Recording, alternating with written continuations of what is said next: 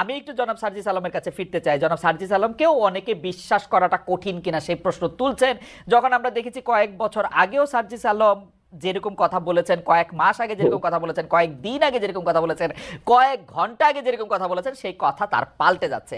তিনি বঙ্গবন্ধু 7ই মার্চের ভাষণ নিয়ে কথা বলছেন একরকম, তারপরে ছাত্রলীগ নিষিদ্ধের পক্ষে কথা বলছেন, যদিও তিনি এর আগে ছাত্রলীগ করেছেন।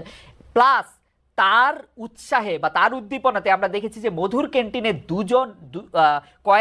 দুজন অন্তত সমন্বয়কের উপস্থিতিতে দুটি গরু নিয়ে গিয়ে ছাত্রলীগের সাবেক প্রেসিডেন্ট এবং সাধারণ সম্পাদক এসেছে, এরকম স্লোগান দেওয়া হচ্ছে এবং তিনি খুব এটা এনজয় করছেন।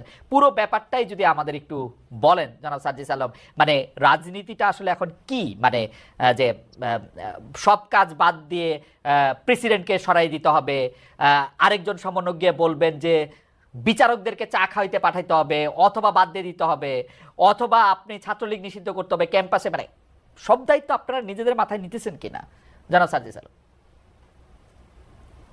দেখুন, প্রথম কথা হচ্ছে সব দায়িত্ব আমরা নিজেদের মাথায় নিতেও পারবো না, সেটা নেওয়া সম্ভব না, এবং আমরা মনে করি যে এটা আসলে সমীচীনও না।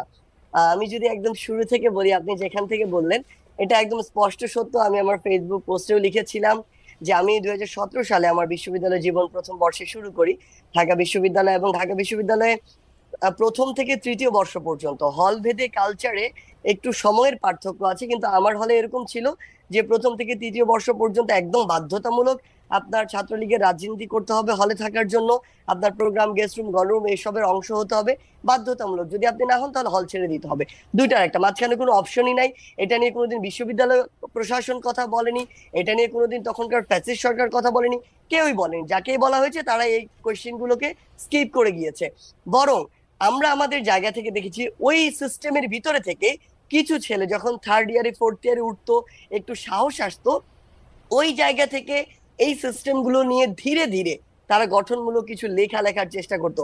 আমি 2019 সালে যখন আমার হল সংসদে ছাত্রদের দ্বারা নির্বাচিত হই প্রতিনিধি হিসেবে, তখন আমার মধ্যে আলাদা একটা আত্মবিশ্বাস আসে।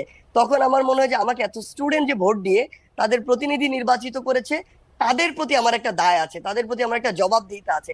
আর পাশাপাশি যদি এটাও চিন্তা করি যে পরের বার আমাকে কেউ মনোনয়ন দিক আর না দিক, আমার অবশ্যই তাদের প্রতিনিধি আরো বড় জায়গায় হতে হবে, প্রতিনিধিত্ব করতে হবে। সেই জায়গা থেকে আমরা যেই জিনিসগুলো আমাদের বিবেকবোধের জায়গা থেকে লজিক্যাল মনে হওয়া শুরু হলো, ওই জায়গাগুলো নিয়ে আমরা কথা বলা শুরু করলাম। এবং আমার এই বিশ্ববিদ্যালয় জীবনে আমার কাছে মনে হচ্ছে সবচেয়ে গুরুত্বপূর্ণ একটি টার্নিং পয়েন্ট ছিল ওই 2019-এর ডাকসু নির্বাচনটি। সেই নির্বাচনটি আসলে আমাদের কাছে নতুন করে ছাত্র প্রতিনিধি কেমন হতে পারে, কিভাবে ছাত্রদের জন্য কাজ করা যায়, এই দিক থেকে আমাদের মানসিকতা, চিন্তা চেতনার একটি নতুন পরিবর্তন নিয়ে আসে। এবং এরপরই আমাদের যেটি হতো, আপনি জেনেই থাকবেন হয়তো, প্রথম, দ্বিতীয়, তৃতীয় বর্ষে আমরা কোন পোস্টে রিয়েকশন দিব, কোনটাতে রিয়েকশন দিব না, কোথায় কমেন্ট করব, কোথায় কমেন্ট করব না, এমনকি বিভিন্ন পোস্টের রিয়েকশন লিংক আমাদের বিভিন্ন গ্রুপে দিয়ে বলে দেওয়া হতো এখানে গিয়ে কমেন্ট করো। যদি না করতাম তাহলে আমাদেরকে গেস্ট রুমে ডেকে বলা হতো কেন কমেন্ট করো। জনাব আলম, আমরা মোটামুটি জিনিসগুলো হয়তো, জনাব আলম, আমরা মোটামুটি আমি যদি জাস্ট এটুকু শেষ করি, না আমি একটু বলি, এটুকু শেষ করি। আচ্ছা, শেষ কর। তো এই জিনিসগুলো হচ্ছে আসলে পরিস্থিতি ওই টাইমে প্রথম, দ্বিতীয়, তৃতীয় বর্ষে এই বিভিন্ন জিনিসের রেফারেন্স ক্রিয়েট করেছিল, যেগুলো এখন মানুষ 3-4 বছর পিছনে গিয়ে ওগুলো খেটে বের করে। আবার আপনি যখন আমরা চতুর্থ বর্ষে ছিলাম বা মাস্টার্সে ছিলাম, তখন দেখবেন যে আমরা কিরকম গঠনমূলক লেখাগুলো লিখতাম এবং সরাসরি সেগুলো সমালোচনা করতাম। এবং সর্বশেষ 24-এর ইলেকশনে আমি বাড়িতে থেকেও ভোট দিতে যাইনি, এটি আমার ফেসবুক পোস্টে বলেছিলাম। এবং আমি স্পষ্ট করে বলেছিলাম যে আমাদের মতো ভীরু, কাপুরুষ এবং স্বার্থপর মানুষ এর চেয়ে বেটার রাষ্ট্র ব্যবস্থা ডিজার্ভ করে না। কারণ তখনও আমরা সরাসরি এটির বিরোধিতা না করে এটির বিভিন্ন ভাবে ভালো দিকগুলো তুলে ধরছিলাম, সুন্দর গণতন্ত্রায়নের কথা বলছিলাম। তো সেই জায়গা থেকে যখন আমাদের কাছে এই সুযোগটি আসে যে না, এই অন্যায়গুলো হচ্ছে, কোটা সংস্কারের যে আমাদের 18 পরিপত্র বাতিল, এটি একটি অনেক বড় অন্যায় পুরো দেশের চাকরি প্রত্যাশীদের সাথে, আমরা এটি নিয়ে রাজপথে নামি, যখন আমাদের ভাই বোনদের রক্ত ঝরানো হয়,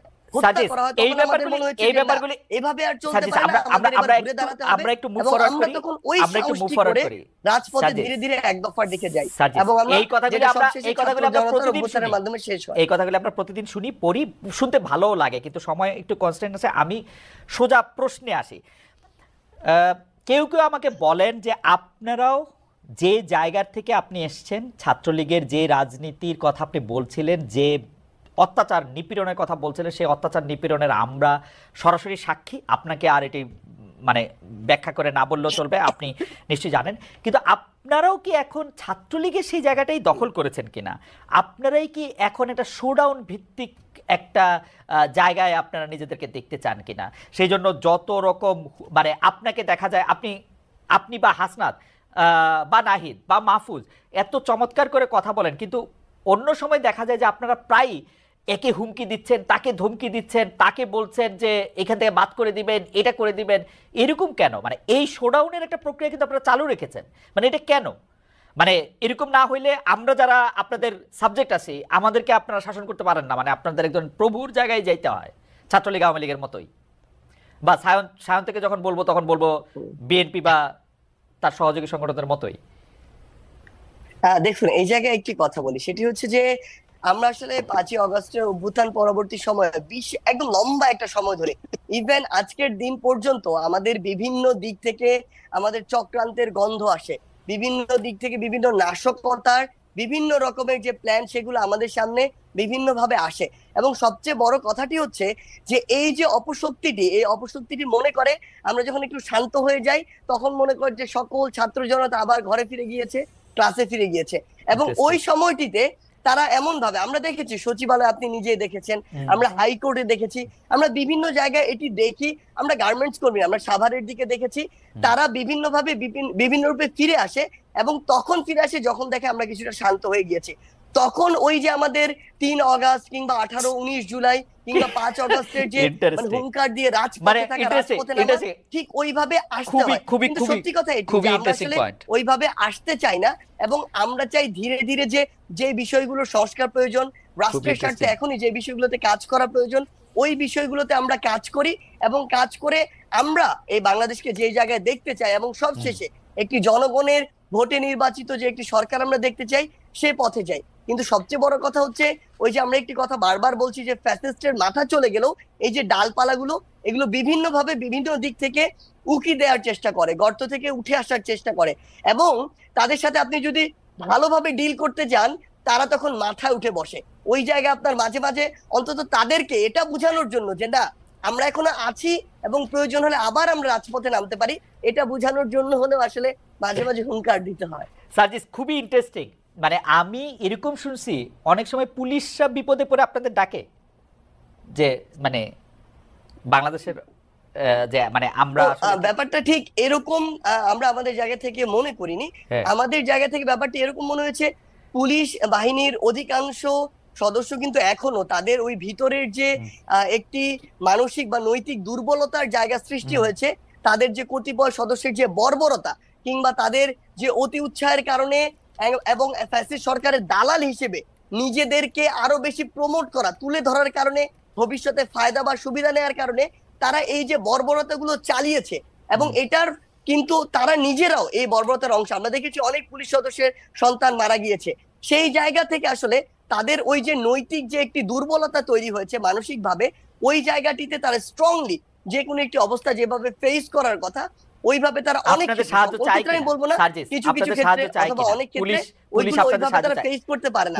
তখন যেটি হয় আসলে যে তাদের ক্ষেত্রে থেকে তখন যে জিনিসটি হয় যে আমরা যদি ওখানে কোনো একটি স্টুডেন্টদের অংশ থাকে তাদের সাথে আমরা কথা বলার চেষ্টা করি, কিংবা আমাদের সরকারে অন্তর্বর্তীকালীন সরকারে যে আমাদের 2 জন উপদেষ্টা এবং একজন আমাদের বিশেষ সহকারী রয়েছেন তারা তাদের জায়গা থেকে কথা বলার চেষ্টা করে, নাগরিক সমাজের সাথে হোক কিংবা শিক্ষার্থীদের সাথে হোক। কিন্তু আমার যেটি মনে হয় আসলে এই মুহূর্তে পুলিশের যতটুকু আসলে তাদের জায়গায় স্ট্রং পজিশন দেখানোর কথা ওটি আমরা এখন পর্যন্ত দেখতে পাচ্ছি। অ্যাবসলিউটলি, এবং অ্যাবসলিউটলি মানে আমি আসলে পুরনো কথা বলতে হয়, সায়ন্তের হয়তো কিছু মনে থাকবে, আমি 2014-15 সালে অসংখ্যবার এরকম ছাত্রলীগের নিয়ে প্রোগ্রাম করেছি, ছাত্রলীগ তুই চাস কি বা ছাত্রলীগের ব্যাপারটা কি, তাদেরকে যখন জানতে চেয়েছি যে তারা কেন পুলিশের কাজ সেটি করতে চাইছে, প্রায় একই উত্তর দিয়েছে সার্জিস আলম, আমার মানে পুলিশ পারছে না বা পুলিশ হচ্ছে না, যাচ্ছে না। একটা জিনিস